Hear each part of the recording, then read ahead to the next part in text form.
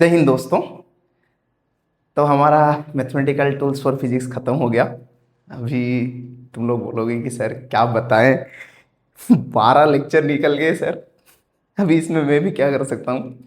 मेरा तो कोशिश यही रहा कि मैथमेटिकल टूल्स में जितना हो पाए उतना समझा लूँ, और शायद मैं उस कोशिश में सफल रहा। थोड़ा सा कमेंट्स में भी लिख दो कि हाँ सर समझ में आ रहा है कि नहीं आ रहा है। तो मैथमेटिकल टूल्स हमारा ख़त्म हो गया। अभी हम लोग सब्जेक्ट के अंदर घुसेंगे, और सब्जेक्ट के अंदर से जाने से पहले मैं तुम लोगों को आज कुछ चीज़ें बताना चाहता हूँ। ठीक है, कुछ कुछ चीज़ें बताना चाहता हूँ। सभी चीज़ें तो बता पाना थोड़ा सा मुश्किल है, कुछ कुछ चीज़ें ही बता पाऊंगा। ठीक है, और डिटेल में मत नहीं बता पाऊंगा। कुछ कुछ एज ए फैक्ट्स तुमको याद रखना पड़ेगा। एज ए फैक्ट्स कुछ कुछ चीज़ें तुम लोगों को फैक्ट्स के हिसाब से याद रखना पड़ेगा। ठीक है, तो आज हम पढ़ेंगे क्या, सबसे बड़ी बात वही है, क्योंकि मैं आज भी टॉपिक डिस्कशन नहीं करूंगा। टॉपिक इसका जो बाद का वीडियो है, नेक्स्ट वीडियो है, उस पे आएगा टॉपिक। ठीक है, तो आज मैं मेनली ये डिस्कशन करने जा रहा हूं कि एक्चुअली फोर्सेस क्या होता है। Forces, the forces. अच्छा, ये चीज है क्या सर, और इसका फिजिक्स से क्या लेना देना। मैं अगर ये बोलूं कि physics is nothing but the unification of all the forces in the nature, तो हमारा कोशिश यही रहा फिजिक्स में आज तक कि हम लोग यूनिफाई कर पाए, मतलब डिफरेंट डिफरेंट फोर्स की बजाय हम लोग ये बोल पाए कि हाँ एक ही फोर्स है। ठीक है, इसको समझने से पहले हम लोग ये थोड़ा सा डिस्कशन कर लेते हैं, फोर्स क्या है, एक्चुअली फोर्स क्या है। एक्चुअली फोर्स क्या है, what is a force, what is a force. Force क्या है बताओ थोड़ा सा, what is a force. Force actually होता क्या है बताओ।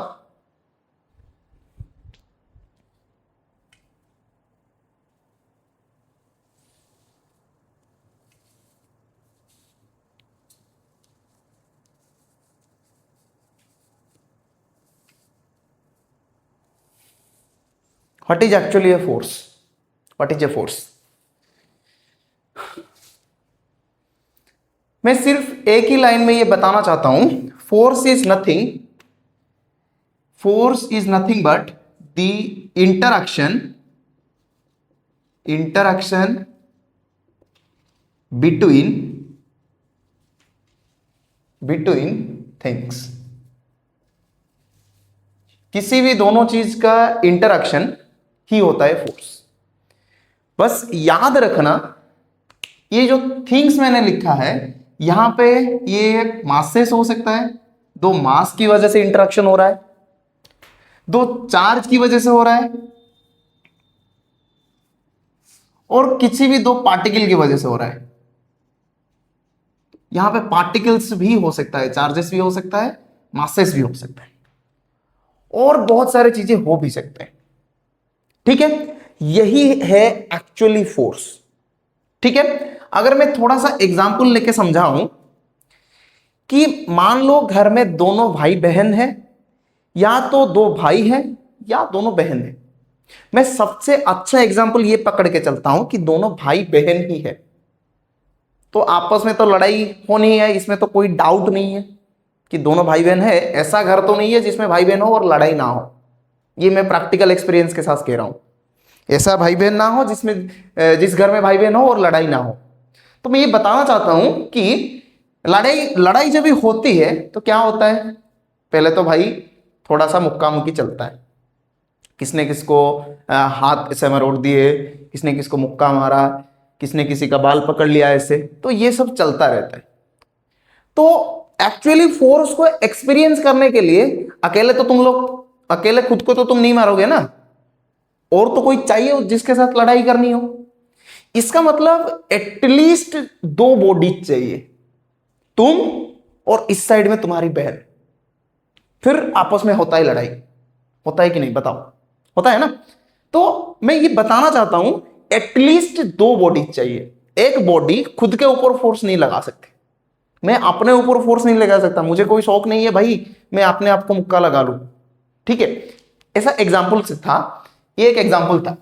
तो भाई एटलीस्ट दो बॉडी चाहिए, यानी एटलीस्ट दो थिंग्स मुझे चाहिए।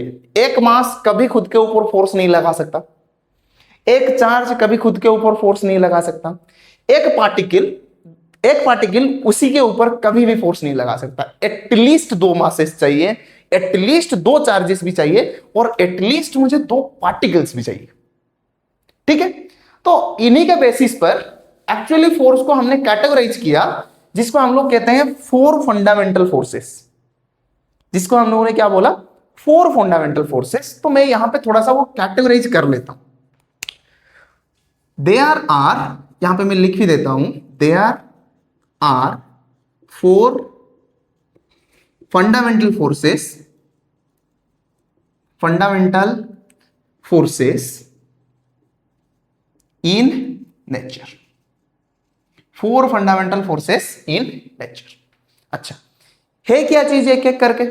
अच्छा देख लो, पहले जो फोर्स आता है, जितने भी फोर्स है, जितने भी तुमको जितना भी फोर्स मालूम है, ग्रेविटेशनल फोर्स हो गया, इलेक्ट्रिक फोर्स हो गया, दो मैग्नेट के बीच में जो फोर्स है वो भी हो गया, सेंट्रीपेटल फोर्स हो गया, जितने भी force, pulling force, pushing force, जो भी तुमको मालूम है, फ्रिक्शन फोर्स, जो भी तुमको मालूम है, वो सब फोर्स को हमने मेनली चार कैटेगरी में डिवाइड किया, मेनली चार कैटेगरीज।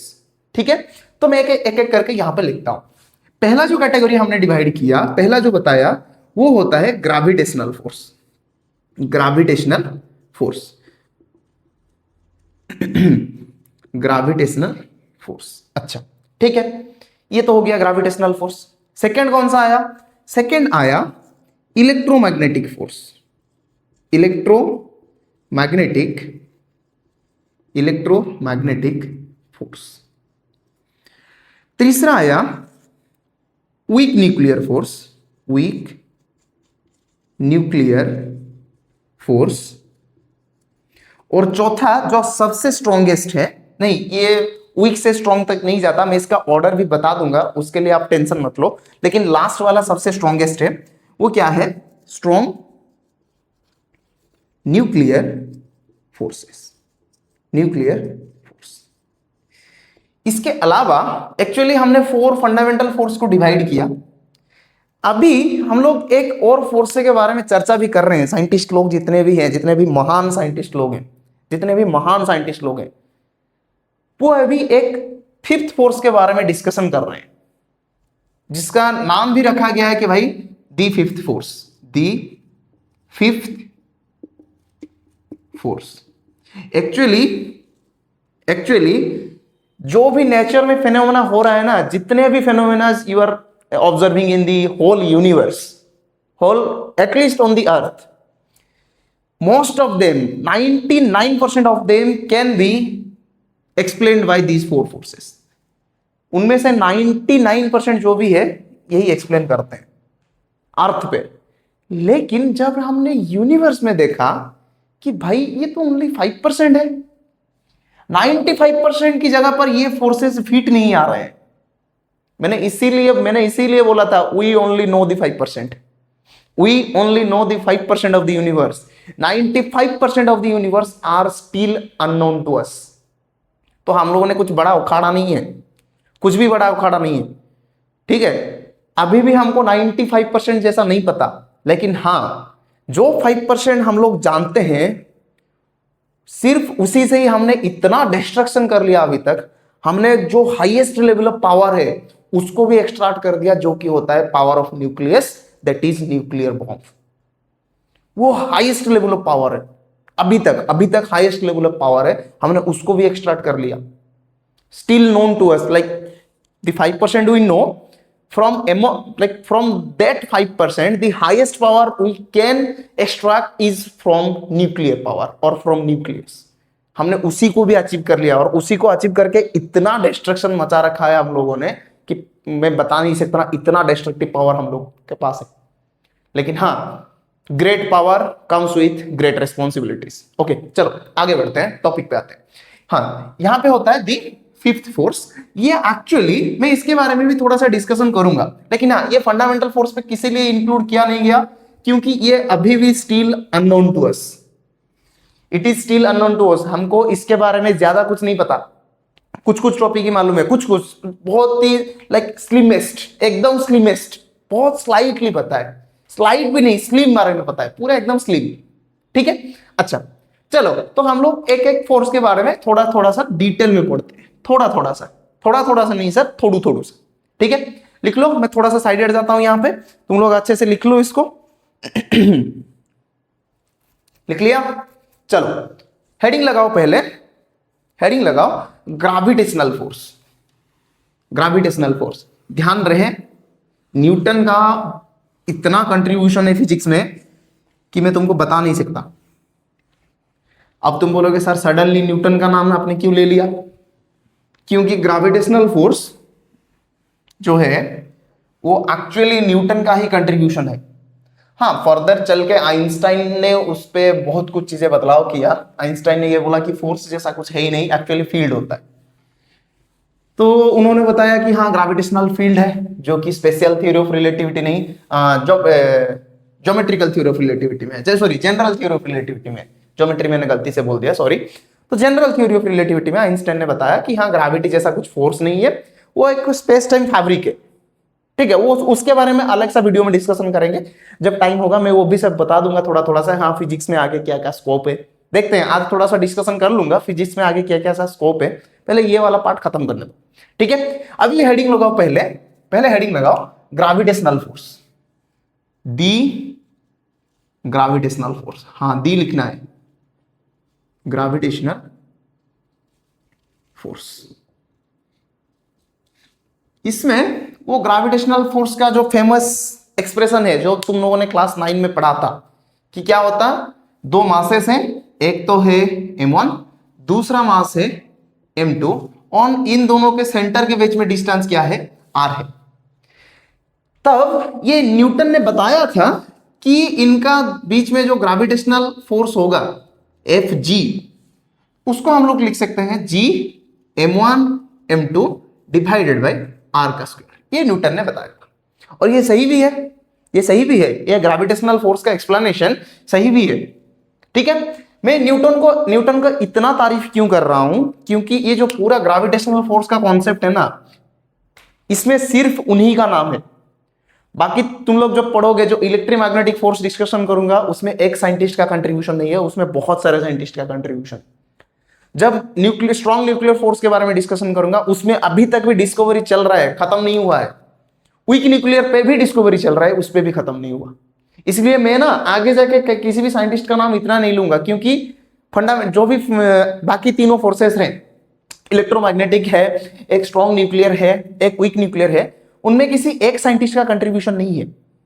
ग्रेविटेशनल फोर्स में सिर्फ और सिर्फ न्यूटन का कंट्रीब्यूशन है। उन्होंने बहुत चीज बताया। न्यूटन अपने टाइम में दी ग्रेटेस्ट साइंटिस्ट था। ऐसा मान लो कि 17th सेंचुरी में एक बंदा एक रूम के अंदर बैठा हुआ है, ना टेक्नोलॉजी है ना कुछ भी है, वो फिजिक्स का लॉज लिख रहा है भाई 17th सेंचुरी में। इमेजिन करो, तब ना करंट इलेक्ट्रिसिटी था, ना कुछ ज्यादा टेक्नोलॉजी था, कम्युनिकेशन भी ठीक से एस्टेब्लिश नहीं हुआ था। ऐसा मान लो कि लैंग्वेज भी ठीक से नहीं था, ऐसा भी मान लो। तब के टाइम में उन्होंने फिजिक्स के लॉज दिया, न्यूटन के 3 लॉज दिए भाई, इतने इंपॉर्टेंट लॉज है वो। 90% फिजिक्स उसी से ही सॉल्व हो जाता है, classical physics, 90% of the classical physics, वो मैकेनिक्स के बारे में जो भी है, 3 लॉज वहीं पे सॉल्व हो जाते हैं। उनको जैसे जैसे वो फिजिक्स लिखते गए ना आगे, तो उनको थोड़ा सा ये लगा कि भाई मैथमेटिक्स में कुछ दिक्कत है। तो उन्होंने, क्या बताऊं भाई साहब, पूरा का पूरा जो कैलकुलस का पार्ट है ना, उन्होंने ही लिख दिया। डेरिवेटिव, इंटीग्रेशन वगैरह जो भी है, डिफरेंशियल कैलकुलस, इंटीग्रल कैलकुलस, कुछ डिफरेंशियल इक्वेशन वगैरह को उन्होंने ही लिख दिया भाई। क्या बताऊं, इतना महान साइंटिस्ट थे वो, मैं बता ही नहीं सकता। सोच लो, उनका मैकेनिक्स से स्टार्ट हुआ था थ्योरी वगैरह, उनका नाम ऑप्टिक्स में भी है। हाँ, इलेक्ट्रिसिटी मैग्नेटिज्म में मैंने तो अभी तक नहीं देखा, हो सकता है आगे मुझे भी पता चले कि हाँ न्यूटन ने कुछ इलेक्ट्रिसिटी मैग्नेटिज्म पर दिया था, लेकिन मुझे अभी तक नहीं पता कि वो उन्होंने कुछ कंट्रीब्यूशन किया था कि नहीं। ठीक है, चलो इस पे आते हैं। तो ग्रेविटेशनल फोर्स एक्चुअली क्या है, फर्स्ट बीट में यहां पे लिख सकता हूं, अगर मासेस हो तभी ग्रेविटेशनल फोर्स आएगा, वरना नहीं आएगा। तो मैं यहां पे लिख देता हूं, the interaction of masses, the interaction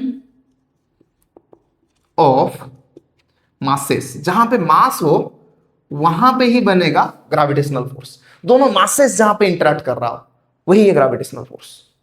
ठीक है। दूसरी चीज यहां पे हमेशा याद रखो, ये एक ऐसा फोर्स है जो हमेशा अट्रैक्टिव है। This is always attractive in nature. This is always attractive in nature. ये हमेशा अट्रैक्टिव रहेगा, कभी भी रिपल्सिव नहीं होगा। दोनों मासेस कभी आपस में खुद को रिपल नहीं करेंगे, हमेशा अट्रैक्ट ही करेंगे। ठीक है, चलो तीसरा पॉइंट पे चलते हैं। तीसरा पॉइंट ये कहा कि ये फोर्स ना दोनों मासेस किस मीडियम पे है उस पे डिपेंडेंट नहीं है। मतलब ये मान लो कि मैं M1 M2 को लेके महाशून्य में चला गया, स्पेस में चला गया, वैक्यूम में चला गया, महाशून्य में चला गया, तो वहां पे उन दोनों का मासेस का जो फोर्स ऑफ अट्रैक्शन रहेगा, रिपल्शन नहीं करेंगे, मैंने यहां पे बताया, ऑलवेज अट्रैक्टिव इन नेचर।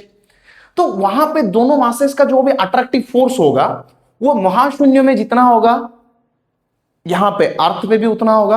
अगर मैं पानी के अंदर लेके डुबा दूं दोनों को, तो वहां पे भी दोनों मासेस का बीच में जो फोर्स होगा ग्रेविटेशनल फोर्स वो सेम ही रहेगा। तो मीडियम डिपेंडेंसी नहीं है। तो हमने ये कंक्लूड किया यहां पे कि भाई इन दोनों के बीच में जो फोर्स है that does not depend on the medium in which the masses are present. तो मैं यहां पे लिख देता हूं the force does not depend on the medium in which the masses are present। हाँ, जिस दोनों मीडियम पे मासेस हो उस मीडियम पे वो डिपेंड नहीं करते हैं। जिस भी मीडियम लेकर मैं चले जाऊं, सेम डिस्टेंस पे सेम मासेस, उन दोनों का बीच में जो अट्रैक्टिव फोर्स होगा, जो ग्रेविटेशनल फोर्स ऑफ अट्रैक्शन होगा, वो सेम ही होगा। ठीक है, चलो ये तो हो गया दूसरा पार्ट, ये तो हो गया तीसरा पॉइंट। याद रखो यहां पे जो जी आता है, जो मैंने जी बताया, इसको हम लोग क्या बोलते हैं यूनिवर्सल ग्रेविटेशनल कांस्टेंट। यूनिवर्सल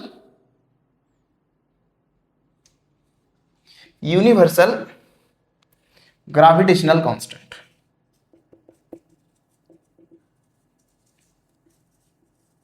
इसको मैंने बताया कि हाँ ये होता है universal gravitational constant.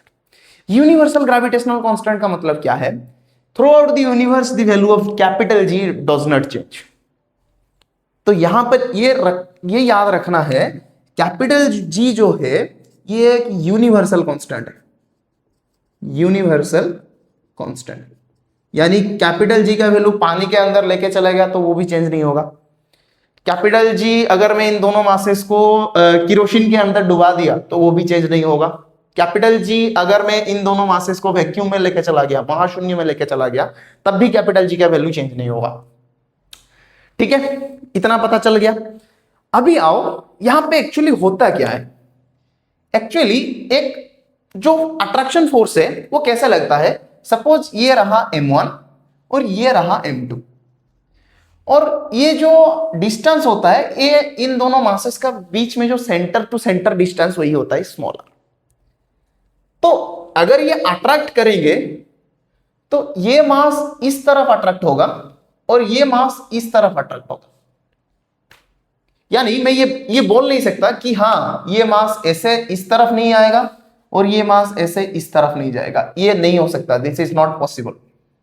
Not possible नहीं, this is disposable. This is disposable. अच्छा, तो यहां पे ध्यान से देखो, इस M1 का सेंटर यही है, M2 का सेंटर भी यही है। तो ये जो force this force is acting like, ये जो फोर्स दोनों मासेस के ऊपर पड़ रहा है ये उसी तो सेंटर जो लाइन जॉइंट है दोनों मासेस का सेंटर के बीच में, उसी लाइन पे आ रहा है। यानी अगर मैं इंग्लिश में थोड़ा सा बताऊं, the force is acting the line joining the two centres of the masses. पढ़ रहा है कि नहीं भाई? देख लो, M1 का सेंटर ये पॉइंट है M2 का सेंटर यही पॉइंट है। और ये जो फोर्स जो फोर्स पड़ रहा है वो पड़ रहा है किस लाइन पे, जो दोनों के सेंटर के बीच में जो लाइन जॉइंट है, ये जो लाइन जॉइंट है इसी के लाइन के ऊपर पड़ रहा है। ये लाइन से ऊपर नहीं जा रहा, इस पे नहीं आ रहा और इस पे नहीं जा रहा। ओके, तो इस टाइप के फोर्स को हम लोग कहते हैं सेंट्रल फोर्सेस। सेंट्रल फोर्सेस क्यों बोलते हैं? क्योंकि ये सेंटर टू सेंटर जो लाइन जॉइंट है, जो रेखाखंड उनको दोनों को ज्वाइन कर रहा है, जो रेखा उन दोनों को ज्वाइन कर रहा है, उसी रेखा के ऊपर पड़ रहा है force. The force is acting along the line joining the two centres. तो यहां पे मैं बोल देता हूं इसको कि this force is central force. This force is central force. यानी मैं यहां पे एक एनवी करके लिख देता हूं। एनवी करके क्या लिखता हूं? सेंट्रल फोर्स क्या होता है? The force is acting along the line joining the two centers of the bodies. Okay अच्छा, ज्वाइनिंग, सॉरी इंग्लिश का एक कोर्स लेना पड़ेगा, समझना, मतलब इतना स्पेलिंग मिस्टेक हो रहा है। छोड़ो, समझ में आना चाहिए बस। लैंग्वेज में क्या रखा है? Language is just a mode of communication. मतलब हाँ, लैंग्वेज के लिए भी बहुत सारे लोगों ने सैक्रिफाइस किया। जैसे कि मैं उड़ीसा में मान लूँ तो हमारे बहुत सारे ऐसे राइटर्स हैं जो कि बहुत सारे ऐसे लेखक हैं। मैं मान लूँ अगर पहले तो मैं नाम लूँगा मधुसूदन दास, गोपबंधु दास, मधुसूदन राव, फकीर मोहन सेनापति, ये सब चीज़ें। ऐसे भी बहुत सारे ऐसे रीजन में, आपके स्टेट में भी बहुत सारे ऐसे लोग हैं जिन्होंने लैंग्वेज के लिए, अपने मातृभाषा के लिए बहुत लड़ा है। ठीक है, तो टॉपिक पे आ जाओ। मैं उनका भी रेस्पेक्ट करता हूं, मैं किसी का डिसरेस्पेक्ट नहीं करता, मैं उनका भी बहुत रेस्पेक्ट करता हूं। मैं सभी लैंग्वेजेस का रेस्पेक्ट करता हूं, लेकिन हाँ, हमें यह भी ध्यान में रखना है कि हम यहां पे लैंग्वेज नहीं पढ़ रहे हैं, हम लोग यहां पे फिजिक्स पढ़ रहे हैं भाई। और फिजिक्स को समझना जरूरी है, और समझने के लिए लैंग्वेज एक मोड ऑफ कम्युनिकेशन है। ठीक है, चलो आगे बढ़ते हैं। ये बन गया सेंट्रल फोर्स। अच्छा, फिर दूसरा चीज एक होता है, मैं यहां पे लिख देता हूं, ये चीज मैं आगे जाके एक्सप्लेन करूंगा। याद रखो, this force is conservative in nature. Conservative in nature. This force is conservative in nature. That means ये फोर्स एक स्पेसिफिक टाइप का फोर्सेस है जो कि हम लोग बोलते हैं कंजर्वेटिव फोर्स। ये फोर्स उसी कैटेगरी में जाता है, बोलता है कि हाँ ये कंजर्वेटिव फोर्स है। कंजर्वेटिव फोर्स के लिए हम लोगों को पहले पढ़ना पड़ेगा वर्क डन, फिर मैं बता पाऊंगा कि हाँ वर्क एक्चुअली कंजर्वेटिव फोर्स को कैसे डिफाइन किया गया है on the basis of work done. On the basis of work done conservative force को कैसे बनाया गया है। ठीक है, अच्छा यहां पे जैसे मान लो कि इस लास्ट पॉइंट को लिखने के लिए मैं कुछ चीजें बताना चाहता हूं। क्या बताना चाहता हूं? भाई बहन हो और घर में लड़ाई शुरू हो गया, वो ऑटोमेटिकली तो नहीं स्टार्ट होगा। आइदर कुछ इंफॉर्मेशन एक्सचेंज हुआ होगा दोनों के बीच में, इसने उसको कुछ कहा या उसने इसको कुछ कहा, तभी जाके लड़ाई स्टार्ट हुआ होगा, और इसने पहले मारा होगा। तो जब फोर्स पड़ता है ना, तो कुछ इंफॉर्मेशन एक्सचेंज होता है।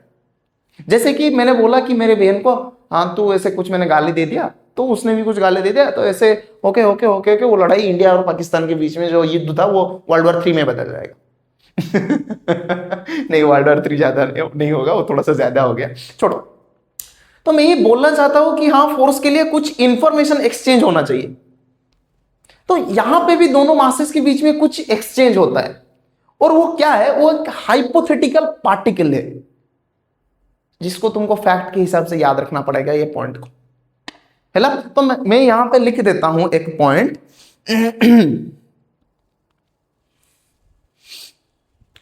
एक पार्टिकल है जिसकी वजह से ये फोर्स आता है। जैसे कि कुछ इंफॉर्मेशन की एक्सचेंज की वजह से तुम और तुम्हारी बहन, या तुम और तुम्हारी भाई, या तुम और तुम्हारी जो भी हो, भाई भी हो, जो भी हो, उनके साथ में लड़ाई हो गई तो कुछ इंफॉर्मेशन तो एक्सचेंज हुआ होगा। तो यहां पे वो एक्सचेंज होता है एक पार्टिकल की वजह से, ठीक है। और वो एक्सचेंजिंग पार्टिकल क्या है, दी, यहां पे लिख देता हूं मैं, the gravitational force,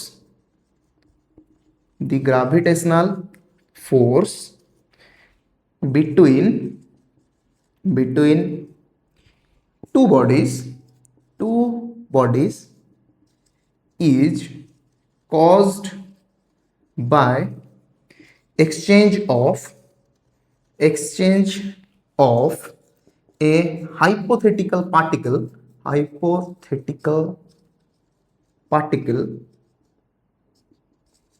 that is graviton।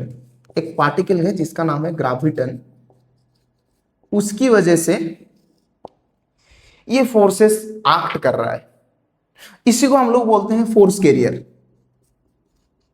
Force career, या जो मैंने बताया, जो मैंने एग्जांपल की तरह समझाया कि हाँ इंफॉर्मेशन जो एक्सचेंज हो रहा है, किसने गाली दे दिया, किसने किसको पहले मारा, फिर दूसरे साइड से भी वो आएगा, नहीं तो एक साइड से आया और दूसरे ने इग्नोर कर दिया, तब तो लड़ाई नहीं हो पाएगी।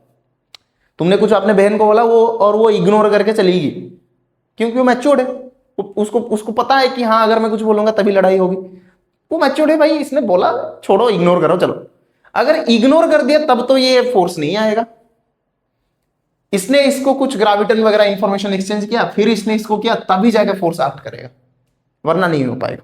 सोचो भाई, लड़ाई हो रहा है और लड़ाई तुमको कलेश करने का मन है बहन के साथ, तो तुम जाओगे पहले, कुछ तुमने बोला अपने माउथ से, कुछ कुछ बहुत ही प्यारे शब्द बोले अपने बहन को, और उन्होंने इग्नोर करके छोड़ दिया कि भाई रहने तो, बोल रहा है छोटा भाई है, तो बड़ा भाई है छोड़ो, तो वो चली गई ऐसे।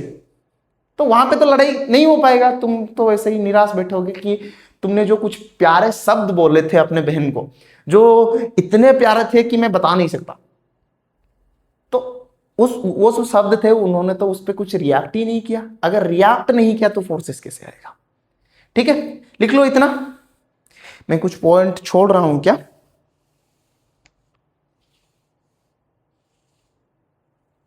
हाँ, यहां पे भी है, एक लिख लेता हूं, यहीं पे लिख लेता हूं। This is the weakest force in nature. ये सबसे वीकेस्ट है और ये बहुत ज्यादा लॉन्ग रेंज है। क्यों? क्योंकि आर के ऊपर इनवर्सली डिपेंडेंट है। जैसे जैसे आर बढ़ेगा ये घटता जाएगा। क्यों? आर डिनोमिनेटर में है, और डिनोमिनेटर जो चीज जो बढ़ता है तो एज ए फ्रैक्शन का वैल्यू क्या होता जाता है? डिक्रीज होता जाता है। तो मैं एक और चीज कहां पे लिखूं, जगह तो नहीं है, कहां पे लिख लूं? अच्छा पहले इतना लिख लो, लॉन्ग रेंज फोर्स, एक ही लाइन है, लिख देता हूं, यहीं पे लिख देता हूं। Long range force, it is A long range force. अच्छा नीचे तक दिखाई दे रहा है कि नहीं? रुको थोड़ा सा, हाँ दिखाई दे रहा है, कोई दिक्कत वाली बात नहीं है इसमें। ठीक है, तो ये सारे हो गए ग्रेविटेशनल फोर्स का जो प्रॉपर्टीज वगैरह थे, उनको मैंने यहां पे बताने की कोशिश की। कुछ कुछ पॉइंट है जो मैंने नहीं बताया, वो जैसे जैसे ग्रेविटेशन पढ़ाऊंगा वो बताता जाऊंगा। यहाँ पे तुमको फैक्ट बहुत सारे ऐसा लग रहा है कि सारा फैक्ट के हिसाब से बहुत बहुत कुछ बता रहे हो। ये वाला तो हमको नहीं पता कि कंजर्वेटिव क्या होता है, और ये वाला तो हमको नहीं पता कि ग्रेविटन क्या होता है। तो मैं अभी तुमको ये बता रहा हूं कि हाँ थोड़ा सा याद कर लो as a fact, remember all this things. I will try my best to explain all this things when I will teach the gravitation chapter. Okay, ये हो गया ग्रेविटेशनल फोर्स। चलो ये हो गया ग्रेविटेशनल वाला फोर्स। अभी चलते हैं हम लोग जो दूसरा फोर्स है उस पे चलते हैं, और वो है इलेक्ट्रोमैग्नेटिक फोर्स। अच्छा लिख लो थोड़ा सा, मैं साइड हट जाता हूं, स्क्रीनशॉट वगैरह लेना हो तो ले लो, या फिर पॉज करके लिख लो।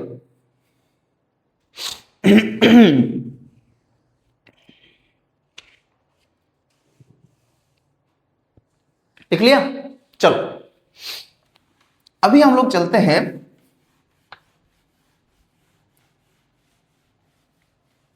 अभी हम लोग किस पे चलते हैं? अभी हम लोग चलते हैं इलेक्ट्रोमैग्नेटिक फोर्स पे। और यहां पे सबसे अच्छी चीज ये है कि मैं तुम लोगों को यहां पे कुछ नया बताने वाला हूं। क्या नया बताने वाला हूं? देखो, तुम लोगों को क्या लगता है कि मैग्नेट जैसा कुछ एग्जिस्ट करता है, या मैग्नेट जो आता है, मैग्नेट जो होता है वो किसी एक रीजन की वजह से आता है? यानी मैं एक ही लाइन में पूछ लेता हूं, मैग्नेट और चार्ज ये दोनों अलग अलग हैं या दोनों में कुछ सिमिलरिटीज है? बताता हूं आगे। थोड़ा सा क्लीन तो करने दो बोर्ड को। हैंडराइटिंग हाँ थोड़ा सा खराब है, क्योंकि आई एम नॉट ए कैलीग्राफिस्ट।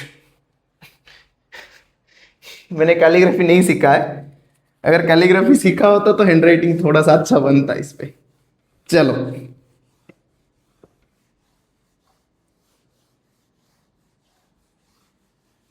अगर रीडेबल है तो कोई दिक्कत नहीं है इसमें। चलो, हेडिंग लगाओ, दी इलेक्ट्रोमैग्नेटिक फोर्स। दी इलेक्ट्रोमैग्नेटिक फोर्स। अच्छा, ये है सेकंड वाला फोर्स। पहला क्या था? ग्रेविटेशन। इस पे हम लोग आ गए दी इलेक्ट्रोमैग्नेटिक फोर्स। दोनों टर्म है भाई, एक तो इलेक्ट्रो है, दूसरा मैग्नेटिक है। यहां यानी मतलब जो इलेक्ट्रो है वो कहीं ना कहीं चार्ज से रिलेटेड है, इलेक्ट्रॉन वगैरह के साथ, इलेक्ट्रिसिटी के साथ में रिलेटेड है। जो मैग्नेट है वो मैग्नेट के साथ में रिलेटेड है। मैं यहां पे बता देता हूं ना, जो इलेक्ट्रो है वो एक्चुअली इलेक्ट्रिक चार्ज से रिलेटेड है, इलेक्ट्रिक चार्ज। और जो मैग्नेटिक है वो कहीं ना कहीं मैग्नेट से रिलेटेड है, वो कहीं ना कहीं मैग्नेट से रिलेटेड है। लेकिन फोर्स का डेफिनेशन क्या कहता है, अच्छे से सुन लो। फोर्स का डेफिनेशन ये कहता है कि electromagnetic force is nothing but, पहला तो मैं बता दूं, the interaction of charges. Interaction of charges यानी मैं ये बताना चाहता हूं कि दो चार्जेस अगर आपस में इंटरैक्ट कर रहा हो, मैं हाँ, चार्ज जहां पे होगा मास वहां पे होना कंपलसरी है, जहां पे चार्ज होगा वहां पे मास होना कंपलसरी है। लेकिन इसका जो रिवर्स है, जहां पे मास हो वहां पे चार्ज हो, ये थोड़ा सा पॉसिबल नहीं है, ये हमेशा पॉसिबल नहीं है। This is disposable. हमेशा हमेशा डिस्पॉसिबल नहीं है, हमेशा पॉसिबल नहीं है। कहीं कहीं जगहों पे इम्पॉसिबल हो जाता है कि हाँ मास हो लेकिन चार्ज नहीं हो, चार्ज लेस हो। लेकिन हाँ, जहां पे चार्ज होगा वहां पे मास होना कंपलसरी है। चलो, तो ये तो बन गया इंटरैक्शन ऑफ चार्जेस। पहले मैंने ये बता दिया, और फिर मैं ये बताना चाहता हूं कि भाई इसको भी अच्छे से लिख लो। ये जो फोर्स है, this force depends on the medium in which charges are present. इसका मतलब यह है कि दो चार्जेस है, एक तो हो गया चार्ज Q1, चार्ज को डिनोट करते हैं हम लोग Q के हिसाब से, दूसरा हो गया Q2। और इन दोनों के बीच का जो फोर्स है, इन दोनों के बीच का जो फोर्स है वो मीडियम पे डिपेंडेंट है। यानी ये जो चार्ज है ये कहां पे है, महाशून्य में है, या फिर मैंने इनको एयर में ले आया, या फिर मैंने इनको पानी में डुबो दिया, या फिर केरोसिन में डुबो दिया, कहीं पे भी। तो ये डिपेंड करते हैं मीडियम पे, ये मीडियम पे डिपेंड करते हैं। ठीक है, एक्सप्रेशन में अभी नहीं लिखता हूं, क्यों? क्योंकि मुझे बहुत सारे रीजन बताने हैं क्यों मैं किस लिए एक्सप्रेशन नहीं लिख रहा हूं। तो ये फोर्स जो है ये मीडियम पे डिपेंडेंट है कि हाँ दोनों चार्जेस किस मीडियम पे हो। अगर किस मीडियम पे हो, एक ऐसा मीडियम हो जो जहां पे चार्ज का जो फोर्स है वो मैक्सिमम हो, और एक ऐसा मीडियम भी है जहां पे चार्जेस का दोनों बीच में जो फोर्सेस है वो बहुत नेग्लिजिबल है, बहुत छोटा होता है। ऐसा भी होता है, वही दोनों charges separated at same distance. यही दोनों चार्जेस को Q1 Q2 को मैं लेकर महाशून्य में चला गया, जो फोर्सेस ऑफ इंटरेक्शन इन दोनों के बीच में आएगा, अगर मैं इन दोनों चार्जेस को लेकर पानी में डुबा दूं सेम डिस्टेंस पर, r डिस्टेंस पर, तब फोर्स अलग आएगा। क्यों? क्योंकि ये फोर्स मीडियम पे डिपेंड करता है। तो यहां पे जो भी कांस्टेंट वगैरह आते हैं वो यूनिवर्सल कांस्टेंट नहीं होते। यहां पे जो कांस्टेंट वगैरह आते हैं वो यूनिवर्सल कांस्टेंट नहीं होते। ठीक है। हाँ, एक और पॉइंट यहां पे लिख लो। क्या पॉइंट लिख लो? तुमको पता है कि अगर दो सिमिलर चार्जेस हैं, एक प्लस है एक प्लस है, तो वो दोनों क्या अट्रैक्ट करेंगे? वो दोनों रिपेल करेंगे। अगर एक पॉजिटिव है एक नेगेटिव है, तब भी दोनों चार्जेस खुद को अट्रैक्ट करेंगे। यानी मैं यहां पे ये बताना चाहता हूं कि दिस फोर्स कैन बी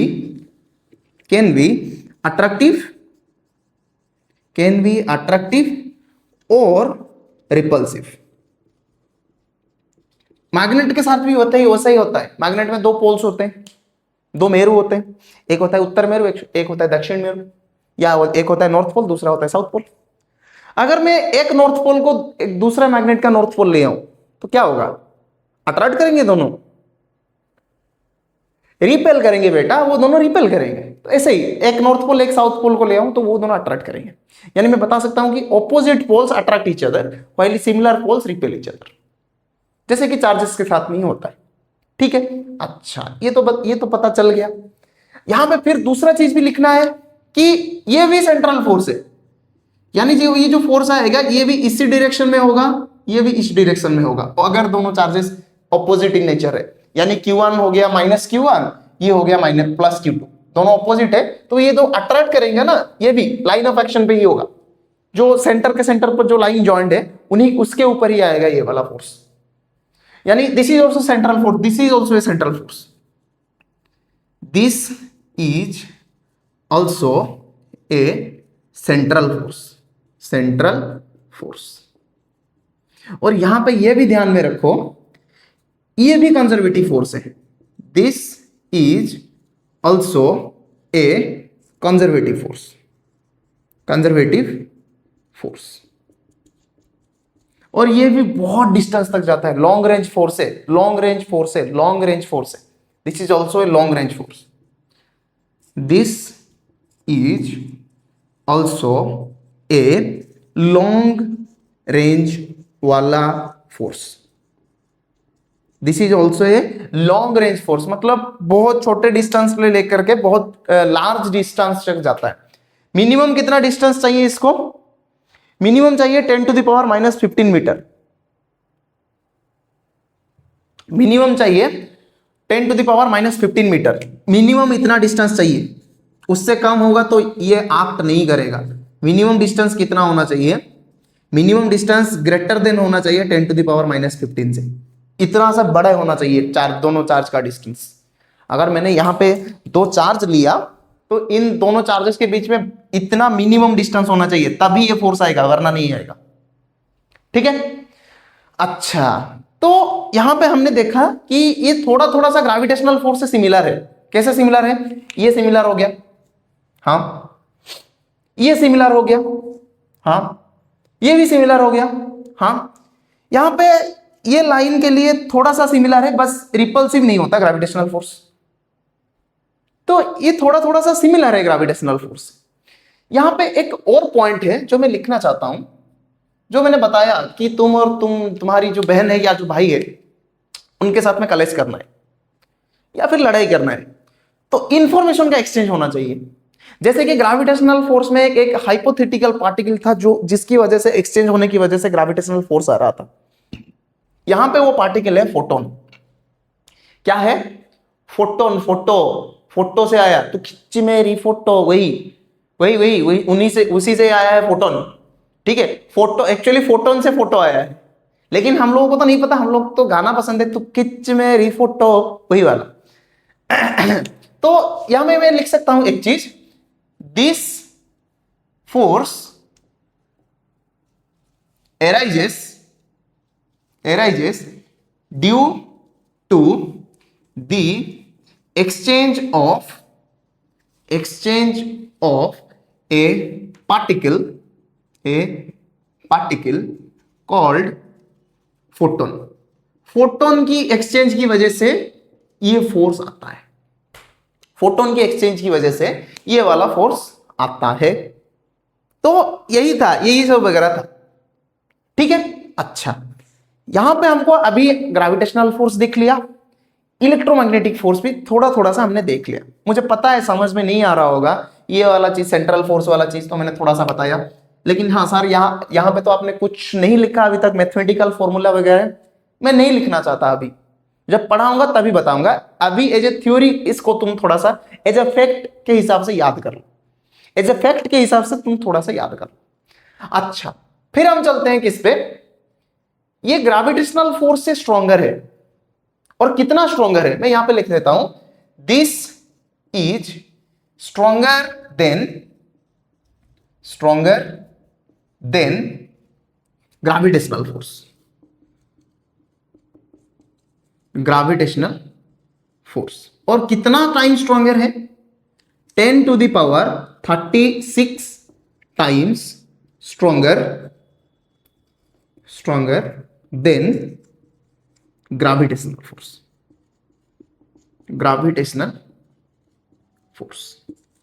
अच्छा ये तो हो गया एक चीज कि हाँ सर पता चल गया इलेक्ट्रोमैग्नेटिक फोर्स ये होता है, लेकिन सर एक चीज समझ में नहीं आया कि यहां पे आप सिर्फ चार्जेस के बारे में डिस्कशन किया, मैग्नेट को क्यों इग्नोर करके चले गए आप, मैग्नेट के बारे में क्यों कुछ नहीं बताया। इलेक्ट्रोमैग्नेटिक फोर्स में आपने बताया था इलेक्ट्रिक चार्ज भी होता है और मैग्नेट भी होता है, तो आपने यहां पे इंटरेक्शन ऑफ चार्जेस क्यों लिखा, व्हाई नॉट मैग्नेट्स, मैग्नेट्स का इंटरेक्शन क्यों नहीं ले रहे यहां पे, क्यों नहीं ले रहे यहां पे मैग्नेट्स का इंटरेक्शन। सोचो थोड़ा सा, वीडियो को पॉज करके सोचो क्यों बताया ऐसा मैंने। मैं इसलिए बताना चाहता हूं कि मैग्नेट्स आर, मैं यहां पे लिख लूं, यहां पे magnets are nothing but the quantum level phenomena of charges. Actually magnet जैसा कुछ है ही नहीं, जो मैग्नेटिक प्रॉपर्टी आ रहा है ना, जो चुंबक का प्रॉपर्टी जो आ रहा है उसके लिए भी चार्ज रिस्पॉन्सिबल है। जली दिमाग की बत्ती या फट गई दिमाग एकदम, सर ऐसा कैसे हो सकता है, मैग्नेट को आप चार्ज के साथ में लिंक कर रहे हो। हाँ भाई लिंक ही कर रहा हूं, क्योंकि मैं ये बताना चाहता हूं कि मैग्नेट जैसा कुछ है ही नहीं। वो जो मैग्नेटिक प्रॉपर्टी आ रहा है ना, जो प्रॉपर्टी आ रहा है उसके बिहाइंड द सीन अगर तुम देखोगे तो कहीं ना कहीं चार्जेस उस पर रेस्पॉन्सिबल ही है। इसीलिए मैंने यहां पे लिखा the interaction of charges not magnets. मैं यहां पे लिख सकता था the interaction of charges and magnets, लेकिन मुझे कहीं ना कहीं यह भी पता है कि हाँ जो मैग्नेटिक प्रॉपर्टी आ रहा है उसके लिए रेस्पॉन्सिबल है एक्चुअली चार्ज के कुछ प्रॉपर्टीज हैं जो मैं बताऊंगा धीरे धीरे आगे जाके, लेकिन हाँ मैग्नेट के लिए चार्ज ही रेस्पॉन्सिबल है। कैसे रेस्पॉन्सिबल है सर, कहां पे बताऊं। अच्छा थोड़ा सा साइड हट जाता हूं, फिर थोड़ा सा ही फील दे पाऊंगा, एकदम छोटा सा ही फील दे पाऊंगा, लेकिन हाँ क्वांटम लेवल फेनोमेना है, इसलिए मैं जो भी एक्सप्लेन करूंगा वो इतना क्वांटम लेवल का नहीं है, वो एक सिंपल एक्सप्लेनेशन है। ठीक है, मैं साइड हट जाता हूं, तुम लोग लिख लो अच्छे से, पॉज करके लिख लो अच्छे से। लिख लिया पॉज करके। अच्छा मैं इसको थोड़ा सा क्लीन कर लेता हूं, यहां पे ही मैं बताऊंगा कि हाँ मैग्नेट कैसे चार्ज से लिंक है। स्कूल में तुमने क्लास 10th में वो जो चैप्टर था मैग्नेटिक इफेक्ट ऑफ करंट, उसको पढ़ा होगा, विद्युत स्रोत का चुंबकीय क्षेत्र। ठीक है चलो, तो यहां पे मैं ये बताना चाहता हूं कि सपोज उसमें पढ़ा होगा सोलेनॉइड जो कि ऐसा दिखता है, तो मैंने क्या किया, सोलेनॉइड को एक बैटरी के साथ में कनेक्ट कर दिया और यहां पे ऐसा कर दिया। नहीं बैटरी के साथ, हाँ बैटरी के साथ भी ले सकते हैं, कुछ दिक्कत वाली बात नहीं है इतना। ऐसा कनेक्ट करने के बाद यहां पे कुछ भी नहीं आएगा, मुझे ऐसा पता है यहां पे कुछ भी, ये मैग्नेट जैसा भी नहीं करेगा। लेकिन जब मैंने स्विच को ऑन कर दिया यानी सर्किट को क्लोज कर दिया तो ये करंट ऐसे जाने लगेगा, ऐसे ऐसे दौड़ने लगेगा करंट। ये रिंग के ऊपर जो सोलेनॉइड है वो ऐसे ऐसे दौड़ता हुआ जाएगा, ऐसे ऐसे दौड़ता हुआ जाएगा। और तुमने ये पढ़ा था कि ये होता है जब ऑन कर देते हैं तो तब ये मैग्नेट की तरह बिहेव करता है। और ऐसे डायग्राम भी एक होगा स्कूल में, बताओ पढ़ा है कि नहीं? स्कूल में पढ़ा होगा, ये वाला डायग्राम तो देखा होगा। और जैसे तुम लोग इसको बंद कर देते हो, ये जो स्विच था ये क्लोज्ड है, अगर इसको ओपन कर दिया यानी सर्किट को क्लोज किया तभी ये मैग्नेट होगा। अगर सर्किट को ओपन कर दिया तब ये नहीं आएगा।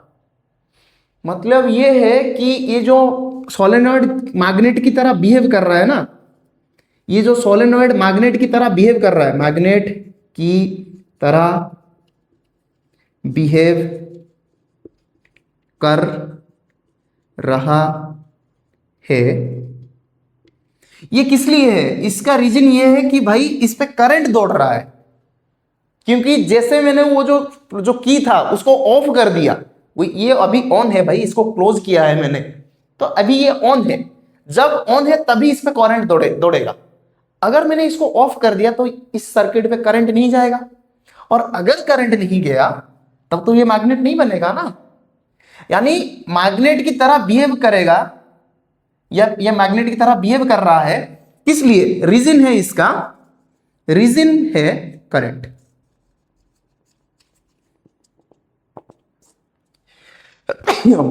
सॉरी, रीजन है इसका करंट। और हमको यह पता है कि करंट क्या होता है? Flow of charge, flow of charge. ठीक है, और मैं यहां पे लिख सकता हूं continuous flow of charge, continuous flow of charge. ठीक है, करंट नहीं होगा तो वो मैग्नेट नहीं होगा। और करंट क्या है? कंटिन्यूअस फ्लो ऑफ चार्ज है। करंट क्या है? कंटिन्यूअस फ्लो ऑफ चार्ज है।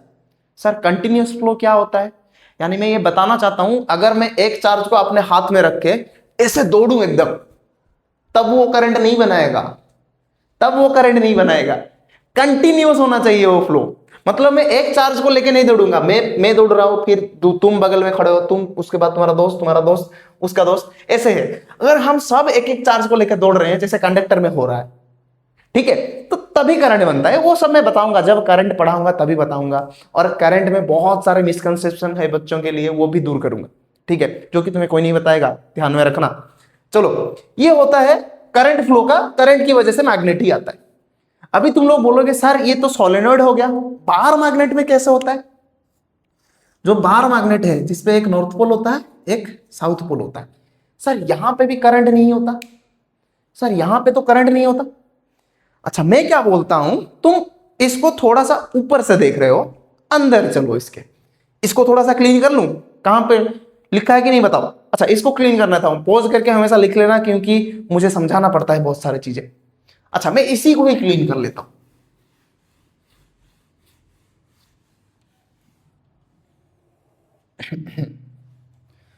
बार मैग्नेट में सर क्या होगा? बार मैग्नेट में क्या होगा बताओ, थोड़ा बताओ, बार मैग्नेट में क्या होगा? बार मैग्नेट में तो ऐसे कोई करंट नहीं है, बार मैग्नेट में तो ऐसे कोई करंट नहीं है। किसने कहा करंट नहीं है भाई? किसने बताया तुमको करंट नहीं है? मैं अगर प्रूफ कर दूं कि हाँ बार मैग्नेट में करंट है, तब लगी सो की शर्त, ठीक है, भेज देना अपना पैसा। देखो, मैंने यहां बताया कि करंट के लिए चार्ज का फ्लो होना जरूरी है और कंटिन्यूअस फ्लो हो। यानी अगर मैं एक चार्ज को लेकर दौड़ रहा हूं तब वो करंट नहीं बनाएगा। लेकिन हाँ, यहां पे एक एक्सेप्शन भी है, अगर मैं चार्ज को लेकर बहुत तेजी से दौड़ू, बहुत तेजी से, और भी वो भी एक ही पाथ पे, अगर सर्किल बना दिया उस सर्किल पे दौड़ू और बहुत स्पीड पे, यानी लाइट की स्पीड में 3 × 10⁸ मीटर पर सेकेंड, 3 लाख किलोमीटर पर घंटा, उसके स्पीड से दौड़ू, तभी ये करंट बना देंगे। तो ये बनता कैसे है? देखो, अगर मैं इस मैग्नेट को तोड़ता हुआ जाऊं तो मुझे लास्ट में क्या मिलेगा? एक एटम मिलेगा। एटम होगा, उसके चारों ओर इलेक्ट्रॉन्स होंगे, कुछ कुछ होगा ऐसे, इनर ऑर्बिटल, आउटर ऑर्बिट्स, जो भी है वो मैं केमिस्ट्री में नहीं घुसूंगा। तो यहां पे एक्चुअली क्या होता है, जो इलेक्ट्रॉन होता है वो चारों ओर घूमता है, या वो ऐसे बैठ के खाना खा रहा है, पानी पूरी खा रहा है बैठ के, नहीं, वो बैठ के पानी पूरी नहीं खा रहा भाई, वो घूम रहा है चारों ओर। और अभी मैंने बताया कि जो चार्ज जैसे मूव करता है वो क्या प्रोड्यूस करता है? करंट प्रोड्यूस करता है। तो चार्ज जब मूव करता है वो करंट प्रोड्यूस करता है, और यहां पे जो करंट आता है वो माइक्रोस्कोपिक करंट आता है, बहुत छोटा करंट है, माइक्रोस्कोपिक करंट। और अभी मैं ये बताना चाहता हूं, एक्चुअली ये जो जब इलेक्ट्रॉन घूम रहा है ना, वो सिर्फ ऐसे ही नहीं घूम रहा है, वो खुद के चारों ओर भी घूम रहा है। यानी अगर मैं ये एक ऑर्बिट मान लूं और मैं खुद ही इलेक्ट्रॉन हूं, मैं ऐसे ऐसे नहीं घूम रहा हूं भाई, मैं ऐसे ऐसे नहीं घूम रहा, मैं ऐसे ऐसे करके घूम रहा हूं। यानी मैं चारों ओर भी घूम रहा हूं, और मैं अपने चारों ओर भी घूम रहा हूं, और किसी सेंटर पे जो न्यूक्लियस है उसके चारों ओर भी घूम रहा हूं। और इसको कहते हैं हम लोग स्पिन। जब भी एक पार्टिकल उसके चारों ओर घूमने लगे, खुद के एक्सिस ऑफ रोटेशन के ऐसे ऐसे घूमने लगे, इलेक्ट्रॉन क्या कर रहा है? इलेक्ट्रॉन ऐसे ऐसे भी घूम रहा है, और वो न्यूक्लियस के चारों ओर भी घूम रहा है ऐसे ऐसे ऐसे ऐसे करके। और ये जो ऐसे ऐसे जो घूमता है वहां पे आता है स्पिन। तो ये स्पिन भी कहीं ना कहीं इससे रिस्पॉन्सिबल है। और यहां पे जो तुमने बताया बार मैग्नेट में एक्चुअली यही फिनोमेनास होते हैं, जो कि हाँ स्पिन की वजह से आता है, और जो ऑर्बिट के चारों ओर घूम रहा है उसके वजह से भी आता है, और एक रीजन भी है, वो बताऊंगा कि हाँ इन दोनों का कॉम्बिनेशन की वजह से भी आता है। तो मैंने ये प्रूफ कर दिया तुमको कि भाई जो मैग्नेट है वो कहीं ना कहीं से नहीं, हमेशा always it is always arise due to the interaction of charges ही रिस्पॉन्सिबल है। चार्जेस का कुछ क्वांटम लेवल का फेनोमेना है। क्वांटम लेवल का मतलब quantum level phenomena of charges, यहां पे मैंने अंडरलाइन कर दिया इसको। ये जो फेनोमेना है क्वांटम लेवल का फेनोमेना है। तुमको अभी स्पिन के बारे में कुछ नहीं पता, ठीक है, लेकिन हाँ इतना पता है इलेक्ट्रॉन घूमता है, ऑर्बिट में घूमता है। स्पिन के बारे में भी मैं बताऊंगा जब आगे जाकर हम लोग पढ़ेंगे इसको डिटेल में, तभी तुमको पता चलेगा कि हाँ एक्चुअली सर ने जो बताया कि जो मैग्नेट है वो कुछ भी नहीं है, but this is an effect of charge. This is actually an effect of charge, जो कि चार्ज की वजह से ही मैग्नेट बन रहा है। मैग्नेट जैसा कुछ है ही नहीं। मतलब जैसे कि बन गया कि मास एक दूसरा लेवल चीज है, वैसे मैग्नेट एक दूसरा चीज है क्या? नहीं, तो चार्जेस की वजह से मैग्नेटिज्म हो रहा है। Charges are responsible. फिल्म को शूट कर दिया, फिल्म में तुमको दिखा रहा हूं, बिहाइंड द सीन डायरेक्टर देखा होगा, behind the scene director must have like सब कुछ डायरेक्टर ने ही बताया होगा कि ऐसा करो ऐसा करो ऐसा करो, ठीक है। तो मैं ये बताना चाहता हूं, ये जो फिल्म चल रहा है इलेक्ट्रोमैग्नेटिक फोर्सेस में, बिहाइंड द फोर्सेस में इसका सिर्फ एक ही डायरेक्टर है, वो है चार्ज। चार्ज की वजह से इतना सब कुछ हो रहा है, वरना नहीं होता, ठीक है। साइड हट गया, मैं लिख लो।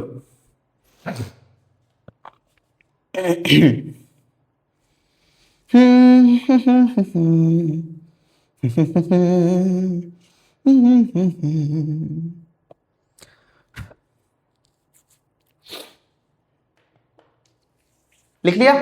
चलो मैं निपटा दूं इसको, आज खत्म करना है, एक ही वीडियो में मुझे खत्म करना है इतना। ये हो गया इलेक्ट्रोमैग्नेटिक फोर्स। अभी हम लोग चलते हैं किस पे?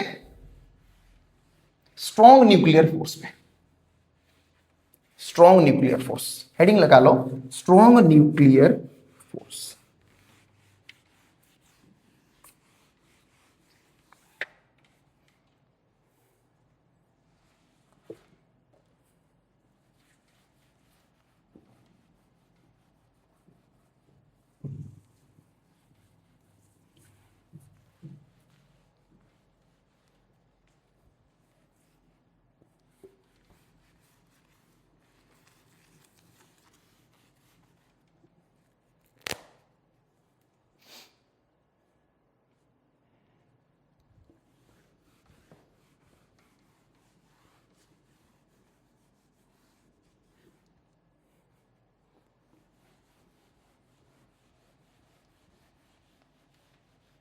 हेडिंग लगा लो, स्ट्रॉन्ग न्यूक्लियर फोर्स।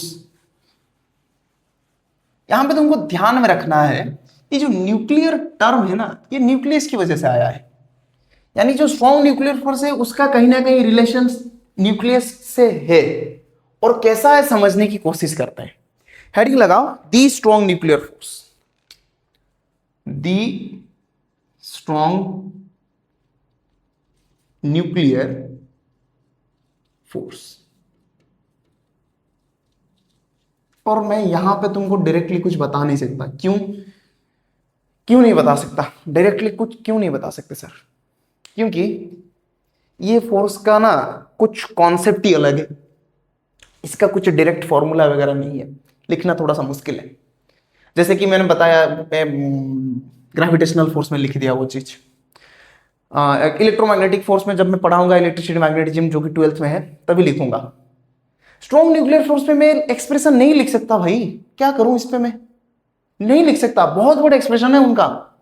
ठीक है, अच्छा पहले समझो कि स्ट्रॉन्ग न्यूक्लियर फोर्स आया क्यों, फिर हम लोग उसका प्रॉपर्टीज वगैरह देखते हैं।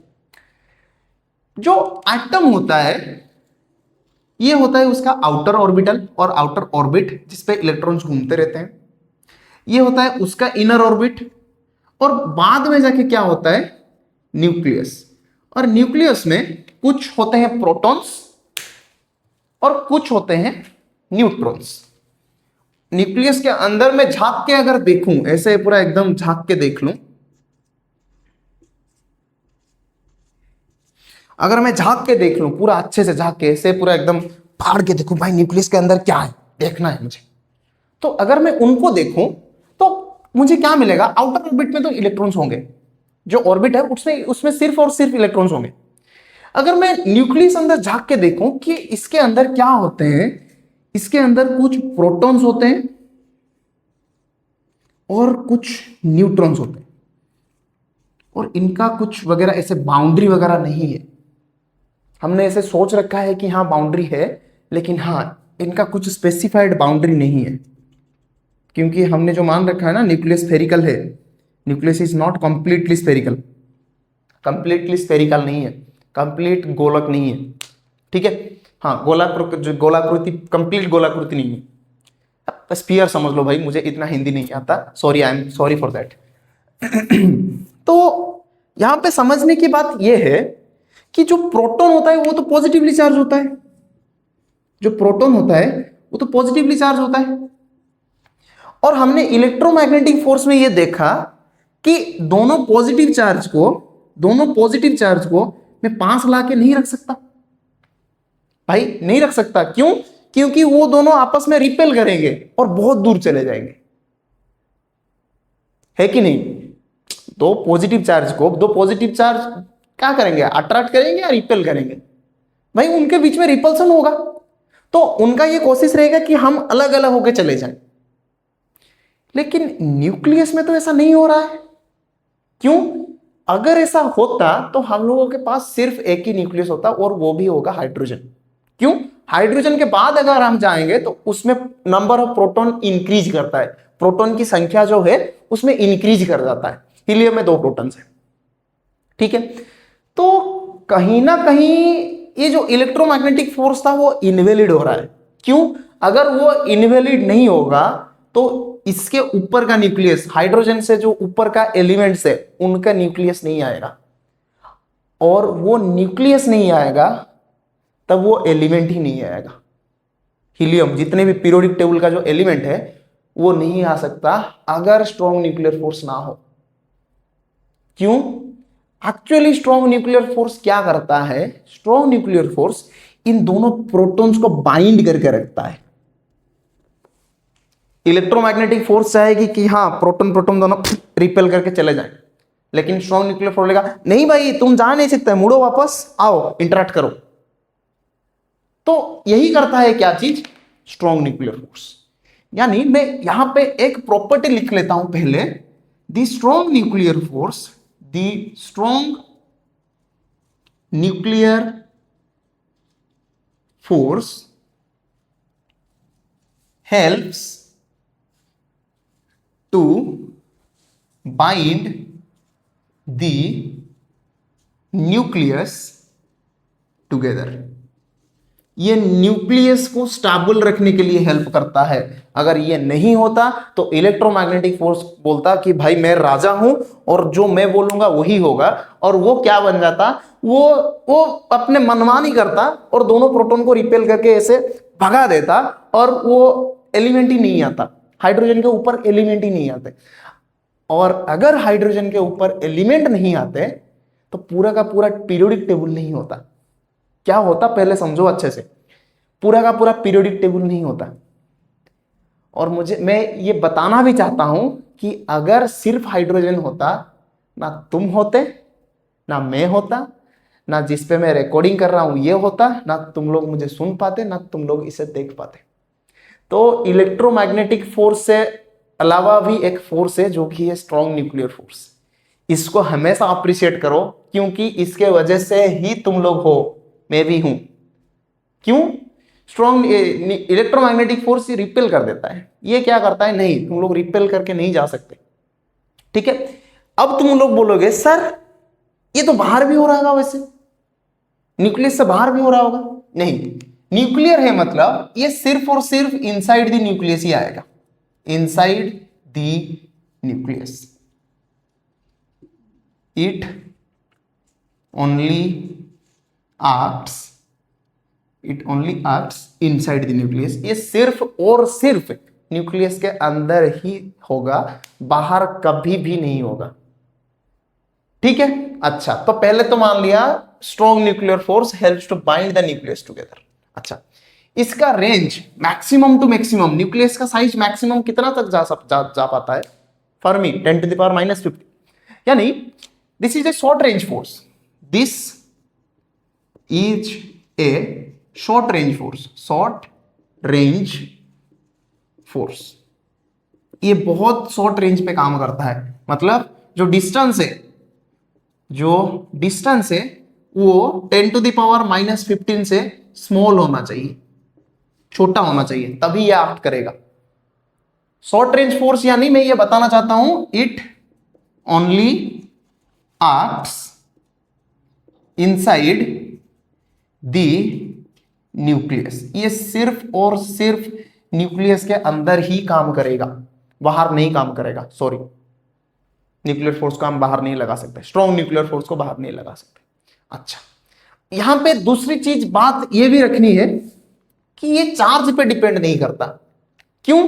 क्योंकि अगर चार्ज पे डिपेंड करेगा तो सिमिलर चार्जेस से शायद रिपल्सन हो सकता है, में भी रिपल्सन हो सकता है, तो ये चार्ज पे डिपेंड नहीं करेगा। तो यहां पर मुझे ऐसा भी लिखना पड़ेगा, this does not depend on the charge of the particle. ये चार्ज के हिसाब से काम नहीं करेगा, this is independent of charge. Sir dependent किस पे है अभी बताओ? ये स्पिन के ऊपर डिपेंड करेगा, ये स्पिन के ऊपर डिपेंड करेगा। स्पिन क्या होता है मैंने बताया, जब इलेक्ट्रॉन्स घूमता है वो सिर्फ ऐसे ऐसे करके नहीं घूमता, वो ऐसे ऐसे करके घूमता है। वो जब भी इलेक्ट्रॉन घूम रहा होगा ना न्यूक्लियस के चारों ओर, तो वो अपने ओर भी चक्कर काट रहा है, जैसे पृथ्वी घूमता है सूर्य के चारों ओर, वैसे ही घूमता है। ठीक है, हाँ एग्जैक्टली वैसे नहीं घूमता, एग्जैक्टली ऐसे नहीं घूमता, मैं बता रहा हूं, सिर्फ ये रिलेट कर रहा हूं, सिमिलर है, एग्जैक्टली इक्वल नहीं है।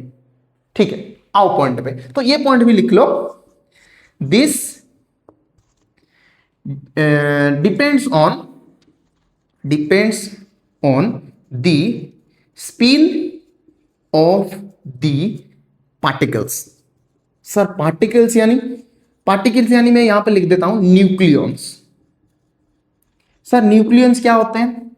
ये जो इसके अंदर जो प्रोटॉन है और इसके अंदर जो न्यूट्रॉन वगैरह है, इसके अंदर जो प्रोटॉन है और इसके अंदर जो न्यूट्रॉन वगैरह है, इन्हीं को हम लोग मिला के बोलते हैं nucleons. As they are inside the nucleus, so हम लोग बोलते हैं इनको न्यूक्लियॉन्स, हम लोग इसको बोलते हैं न्यूक्लियॉन्स। ठीक है, तो ये होता है, ये स्पिन के ऊपर डिपेंडेंट है, ये चार्ज के ऊपर डिपेंडेंट नहीं है। ठीक है, अच्छा एक और चीज भी ध्यान में रखना है, ये एक सेंट्रल फोर्स नहीं है, this is not a central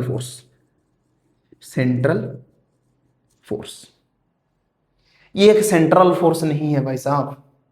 central force में यानी मैं ये नहीं बोल सकता कि एक प्रोटॉन पकड़ लो एक न्यूट्रॉन पकड़ लो, एक प्रोटॉन को पकड़ लिया एक न्यूट्रॉन को पकड़ लिया, ये इन दोनों के सेंटर के बीच में ही एक्ट करेगा, ऐसा नहीं हो सकता। This is not a central force. इसके बारे में डिटेल में मैं डिस्कशन करूंगा शायद जब न्यूक्लियर फिजिक्स पढ़ाऊंगा, जब न्यूक्लियस पढ़ाऊंगा तभी मैं इसके बारे में बता पाऊंगा। ठीक है, अच्छा दूसरा चीज क्या है, ये कंजर्वेटिव भी नहीं है। This is not a conservative force, conservative force, ये कंजर्वेटिव भी नहीं है, ये नॉन कंजर्वेटिव है। Not a conservative means this is a non conservative force. ठीक है, अच्छा फिर यहां पे कुछ पॉइंट्स में लिख देता हूं, ध्यान रखो ये सबसे ज्यादा स्ट्रॉन्गेस्ट है। This is the strongest interaction in nature. ये नेचर में सबसे ज्यादा स्ट्रॉन्गेस्ट इंटरेक्शन है, बहुत ज्यादा स्ट्रॉन्ग है, बहुत ज्यादा मतलब बहुत ज्यादा स्ट्रॉन्ग है। कितना स्ट्रॉन्ग है मैं यहां पे लिख देता हूं, 10 to the power 38 times stronger than gravitational force।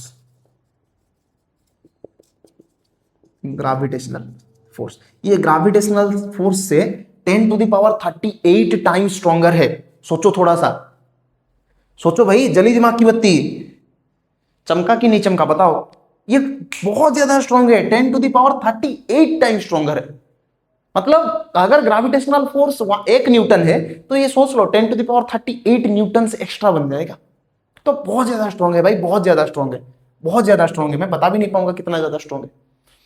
और हाँ, यहां पे जो बताया मैंने, जैसे कि इंफॉर्मेशन का एक्सचेंज होकर घर में लड़ाई लगता है, जैसे कि ग्रेविटेशनल फोर्स का जो फोर्स कैरियर हो गया, जिससे कि मैं बोला ग्रेविटॉन, वैसे ही जो इलेक्ट्रोमैग्नेटिक फोर्स का जो एक्सचेंज हो रहा है, जो पार्टिकल जिसको मैं फोर्स का कैरियर बोल रहा हूं, वो बन गया फोटोन। यहां पे वो बनता है पाई मीजन। एक पार्टिकल होता है जिसको हम लोग बोलते हैं पाई मीजन।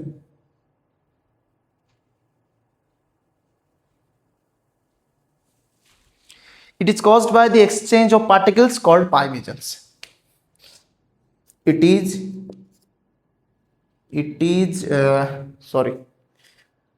is caused by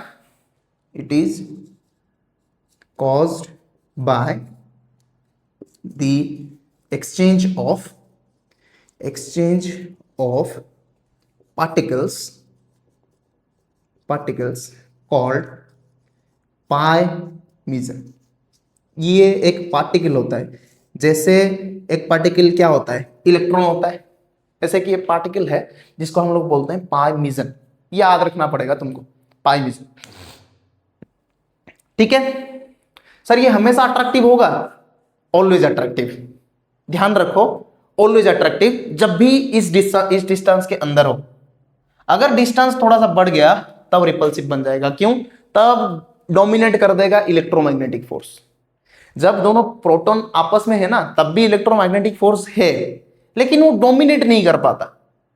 लाइक ऐसे मान लो घर में पापा है, तुम भी हो, लेकिन डोमिनेंस किसका है? पापा का है। अगर पापा नहीं है, या फिर पापा थोड़े से बूढ़े होते जा रहे हैं, तुम थोड़ा सा ग्रो कर रहे हो, फिर तभी तुम्हारा डोमिनेंस बढ़ता जाएगा, है कि नहीं? वही चीज। तो अगर प्रोटॉन के बीच में डिस्टेंस बढ़ रहा है तो स्ट्रॉन्ग न्यूक्लियर फोर्स का डोमिनेंस धीरे धीरे घट रहा है, और इलेक्ट्रोमैग्नेटिक फोर्स का डोमिनेंस धीरे धीरे बढ़ रहा है। अगर बढ़ रहा है तो रिपल्सन ज्यादा होगा, अट्रैक्शन कम होगा। तो ये चीज यहां पे लिखने के लिए जगह है, हाँ यहां पे लिख देता हूं। तो मैं यहां पे लिख देता हूं, इट इज ऑलवेज अट्रैक्टिव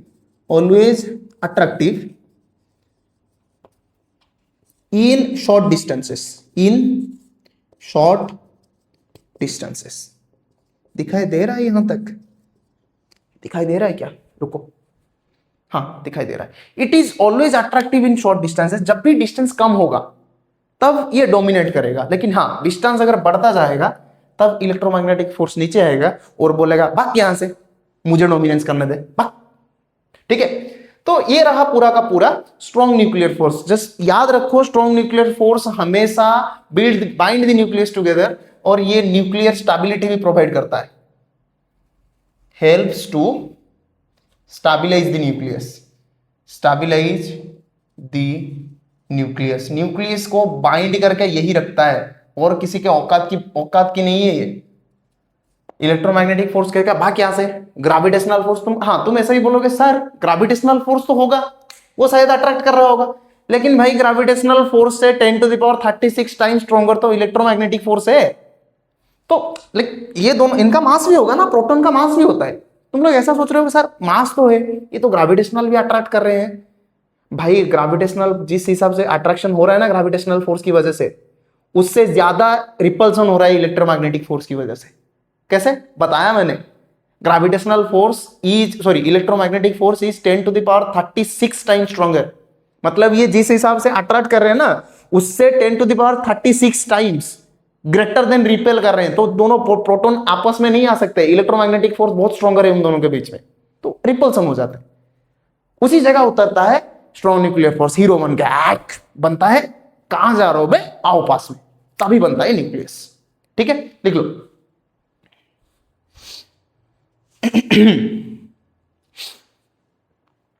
हाँ, ये इनसाइड द न्यूक्लियस होता है, और इनसाइड द न्यूक्लियस कभी इलेक्ट्रॉन नहीं होता। तो स्ट्रॉन्ग न्यूक्लियर फोर्स, इलेक्ट्रॉन कभी भी स्ट्रॉन्ग न्यूक्लियर फोर्स को एक्सपीरियंस ही नहीं कर सकता। इलेक्ट्रॉन कभी भी स्ट्रॉन्ग न्यूक्लियर फोर्स को एक्सपीरियंस नहीं कर सकता। कहां पे लिखूं, यहां पे लिख लेता हूं, electrons does not experience strong nuclear force, strong nuclear force. ये बताऊंगा धीरे धीरे आगे जाके, जब न्यूक्लियर फिजिक्स पढ़ाऊंगा तभी बताऊंगा कि हाँ क्यों ऐसा होता है, क्यों ऐसा नहीं होता, सब बताऊंगा। पहले इतना लिख लो, लिख लिया। चलो आज का जो लास्ट टॉपिक है वो है वीक न्यूक्लियर फोर्स, इस पे आते हैं। लिख लिया, चलो निपटा दूं। चलो जहां पे स्ट्रॉन्ग न्यूक्लियर फोर्स क्या करता है, न्यूक्लियस के अंदर जो प्रोटॉन और न्यूट्रॉन है उनको बाइंड करने की कोशिश करता है, वहीं पे वीक न्यूक्लियर फोर्स उसका इविल है, इविल ट्विन है। This is evil twin of week nuclear force. क्या है, evil twin of strong nuclear force. Notes हमेशा मैं जब फ्रेम से हट जाऊं या फिर थोड़ा सा साइड हट जाऊं तभी बना लेना, पॉज करके बनाना नोट्स। फिर मैंने क्लीन कर लिया, पॉज करना बताना भूल गया। जब मैंने बोला ना कि हाँ देख लेता हूं रिकॉर्डिंग चल रहा है कि नहीं, तब बना देना, तब मैं कैमरा के फ्रेम में नहीं था। चलो सर कितना लंबा वीडियो बना रहे हैं, अभी क्या करें, मेरा तो टारगेट है मैं इसको आज ही खत्म करूं ना, दी फोर्सेस के बारे में डिस्कशन करके।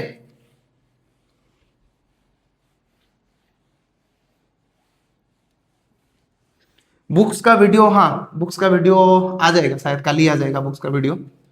अगर कल आ गया तो कोशिश है वही बुक्स का वीडियो डाल दूं। और अभी टेलीग्राम और इंस्टाग्राम का लिंक भी वो शायद चैनल के डिस्क्रिप्शन में है, तो आप लोगों के मेरी रिक्वेस्ट है कि आप लोग वहां पे जाके ज्वाइन हो जाए, क्योंकि मैं अगर चैप्टर स्टार्ट करूंगा तो मैं असाइनमेंट वगैरह भी अपलोड करूंगा वहां पे।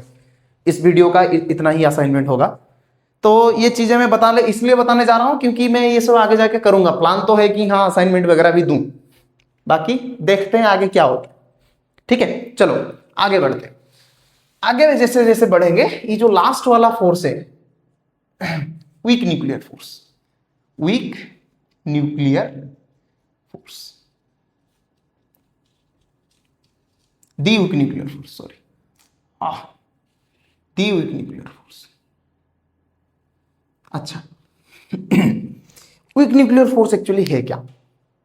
वीक न्यूक्लियर फोर्स एक्चुअली क्या करता है, ये न्यूक्लियस को स्प्लिट करने में हेल्प करता है, ये न्यूक्लियस को तोड़ता है।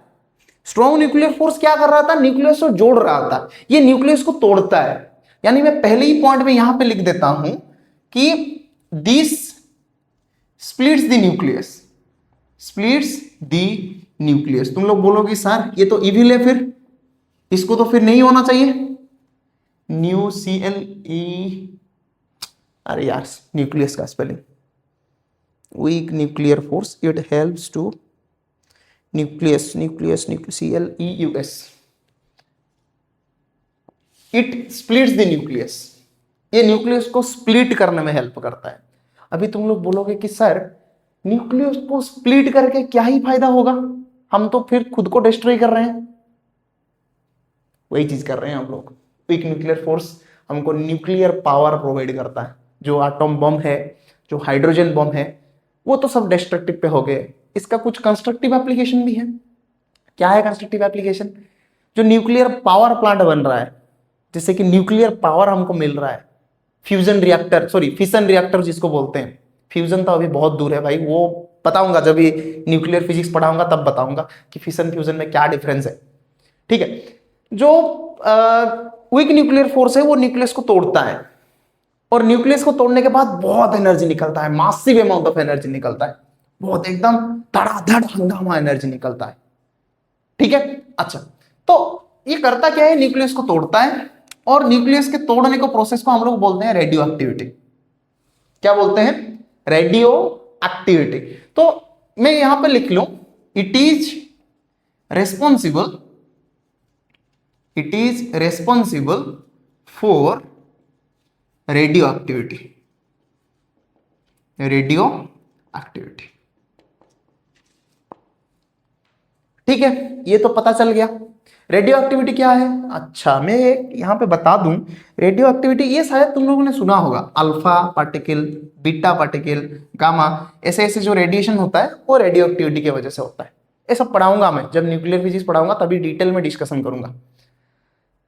अच्छा, फिर मतलब इसका मतलब कुछ तो होगा सर, ये तो कुछ काम का ही होगा। हाँ, बहुत काम का है भाई। ये न्यूक्लियर बॉम्ब बनाने में हेल्प करता है। ये जो न्यूक्लियर पावर जो भी है वो भी इसी फोर्स की वजह से ही आता है। ये जो फोर्स है, ये जो वीक न्यूक्लियर वाला फोर्स है, इसके वजह से ही न्यूक्लियर पावर प्रोवाइड कर पाते हैं, न्यूक्लियर रिएक्टर बन पाता है। ठीक है। अभी इसका भी कुछ कुछ प्रॉपर्टीज है, मैं लिख लेता हूं। ये भी न्यूक्लियर, ये भी वही न्यूक्लियर के फोर्स मतलब inside the nucleus short range force होता है। It is a short range force, short range force inside the nucleus काम करेगा। मतलब वही रेंज कितना होगा, 10 to the power minus 15 metre, इसके अंदर ही काम करेगा। अच्छा, शॉर्ट रेंज फोर्स तो हो गया सर। फिर क्या करेंगे? इसका भी कैरियर है। It is caused by exchange of particles, that is, मैं यहां पर लिख लेता हूं W और Z बोसोन ना, vector bosons, massive vector bosons. एक पार्टिकल होता है जो कि होता है बोसोन, उनके वजह से ही ये आता है। ठीक है। और याद रखो ये भी थोड़ा सा स्ट्रॉन्गर है, यानी मैं यहां पे लिख लूं 10 to the power 25 stronger than gravitational force. Gravitational force से ये 10 to the power 25 times stronger है। ठीक है। तो ये सारा बन गया क्या चीज? वीक न्यूक्लियर फोर्स का प्रॉपर्टी। लिख लो। और मैं लास्ट टॉपिक एक बता था कि भाई द फिफ्थ फोर्स।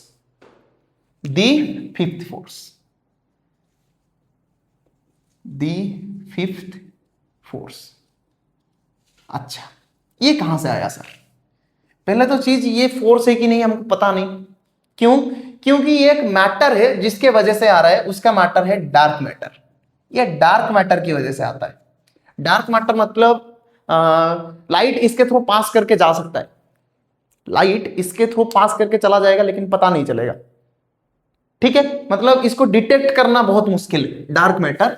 और ये भी आता है वही dark matter and dark energy की वजह से आता है,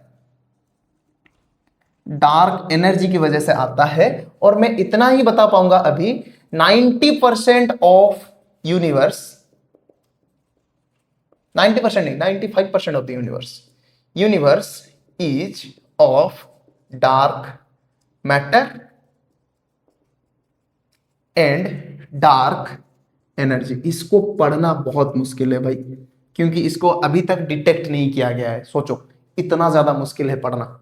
अगर ये पता चल गया तो नेचर का जो 95% ऑफ फेनोमेना है, जो भी फेनोमेना चल रहा है, फेनोमेना,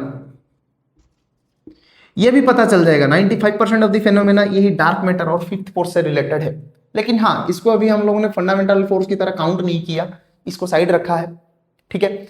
और ऐसा लग रहा है कि जो फिफ्थ फोर्स है वो इन चारों फोर्स को यूनिफाई कर देगा। यूनिफाई कर देगा मतलब क्या है, पहले इसको लिख लो फिर हम लोग चलते हैं। हाँ, एक दूसरा चीज मैं बता देता हूं, हमेशा ध्यान रखो, ग्रेविटेशनल फोर्स सबसे वीकेस्ट होता है, इसके ऊपर आता है वीक न्यूक्लियर, फिर इसके ऊपर आता है इलेक्ट्रोमैग्नेटिक, फिर इसके ऊपर आता है स्ट्रॉन्ग न्यूक्लियर।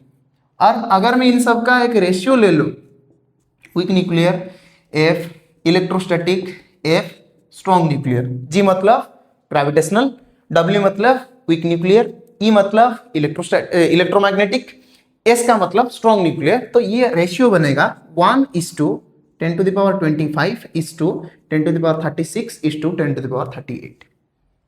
और स्ट्रॉन्ग न्यूक्लियर फोर्स में हमने बताया कि ये स्ट्रॉन्ग न्यूक्लियर फोर्स कहां पे डोमिनेट करेगा, कहां पे इलेक्ट्रोमैग्नेटिक फोर्स डोमिनेट कर जाएगा। अगर दोनों प्रोटॉन के बीच में बहुत कम डिस्टेंस है तभी स्ट्रॉन्ग न्यूक्लियर फोर्स बोलेगा भाई मैं तो राजा हूं, हट यहां से। इलेक्ट्रोमैग्नेटिक फोर्स भाग यहां से, निकाल देगा ऐसे लात मार के। और अगर डिस्टेंस थोड़ा सा बढ़ गया दोनों प्रोटॉन के बीच में, तब स्ट्रॉन्ग न्यूक्लियर फोर्स एकदम कुत्ता जैसे हो जाएगा, और तभी इलेक्ट्रोमैग्नेटिक फोर्स बोलेगा क्या बोल रहा था बे, लात मार के भगाएगा। चमका कि नहीं चमका बताओ। मुझे तो आज का क्लास बहुत अच्छा लगा, ठीक है। अच्छा, ये तो सब कुछ बन गया। एक्चुअली फिजिक्स में हम लोग क्या ट्राई कर रहे हैं अभी तक, अभी तक हमारा एक्चुअली एक ट्राई है जो कि है यूनिफिकेशन, जिसमें हम लोग एक थ्योरी निकाल रहे हैं, थ्योरी ऑफ एवरीथिंग। मतलब एक ही फोर्स हो, ओनली वन फोर्स, एक ही फोर्स हो जो कि ये जितने भी फोर्स हैं उनको एक्सप्लेन करे, इसी को बोलते हैं यूनिफिकेशन।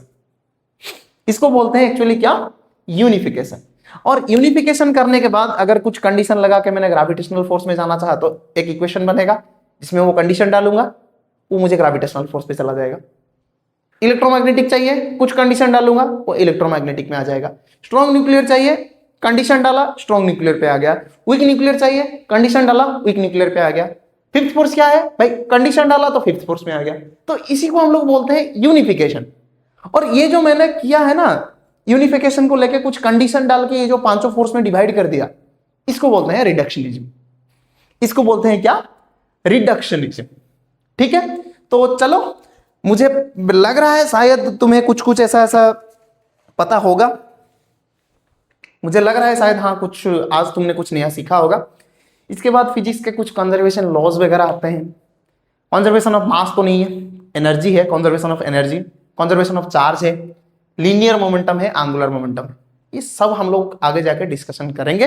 लेकिन हाँ, ये याद रखो, फिजिक्स का मेन अप्रोच रहता है यूनिफिकेशन करें हम लोग, मतलब जितने भी फोर्स हैं उनको मिला के एक ही इक्वेशन में लिख दें, ताकि हम लोग ज्यादा मतलब यूनिफाई कर चले चीजों को, ठीक है, ताकि ज्यादा डाइवर्सिफाई होना पड़े। तो चलो, इतना ही था आज का लेक्चर में। मिलते हैं फिर अगले वीडियो में। अगले वीडियो में से हम कंटेंट को स्टार्ट करेंगे जो कि होगा यूनिट्स एंड मेजरमेंट्स। उससे पहले मेरा ये कोशिश रहेगा मैं किताब का वो वीडियो लेकर के आऊं, I have to do that thing. तो तब तक के लिए तुम लोग बैठ के अच्छे से पढ़ाई करो। वीडियो में कमेंट में जरूर बताना वीडियो कैसा लगा। ऑल द बेस्ट, जय हिंद, वंदे मातरम।